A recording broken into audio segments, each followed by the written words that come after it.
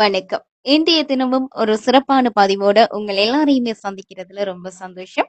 நீதியின் காவலன் ஓய்வு பெற்றார். வவுனியா மேல் நீதிமன்ற நீதிபதி கௌரவ மாணிக்க வாசகர் இளஞ்செழியன் அவர்கள் நீதித்துறையில இருந்து 18/1/2025 ஓய்வு பெற்றுள்ளார். அரசியல் தலையீடுகளுக்கு அடிபணியாத நீதியை சரியாக நிலைநாட்டிய நீதிபதி 27 வருடங்களை பூர்த்தி செய்து ஓய்வு பெற்றிருக்கிறார்.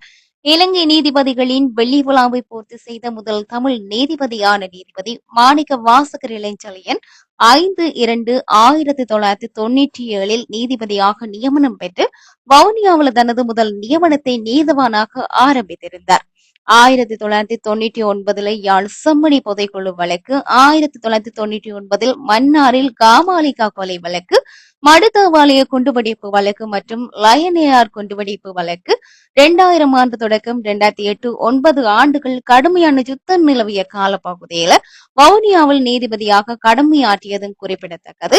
ஜெயசுக்கிரு தாக்குதல் காலம், யுத்த நிறுத்த காலம் மீண்டும் இறுதி யுத்தம் ஆரம்பிக்கப்பட்டு யுத்த காலத்தில் வவுனியா நீதிபதியாக கடமையாற்றினார். 2006 வவுனியா விவசாய கல்லூரி மாணவர்கள் கொலை வழக்கு, 2008 மேல் நீதிமன்ற ஆணையாளராகவும் நியமிக்கப்பட்டவை.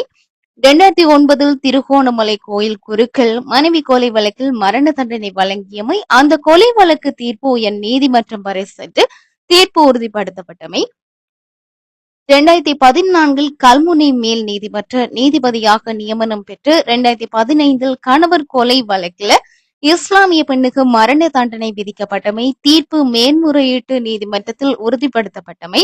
2015 யாழ் மேல் நீதிமன்ற நீதிபதியாக நியமனம் பெற்று 3 அடங்கிய தீர்ப்பாயத்தின் முதல் நீதிபதியாக வித்யா கொலை வழக்கில் தனி தீர்ப்பு எழுதி மரண தண்டனை விதித்தமை. 2018 திருகோணமலை மேல் நீதிமன்ற நீதிபதியாக இடமாற்றம் பெற்று யாழ் இளைஞர் கொலை வழக்கில் 2 இராணுவ அதிகாரிகளுக்கு மரண தண்டனை விதித்தமை.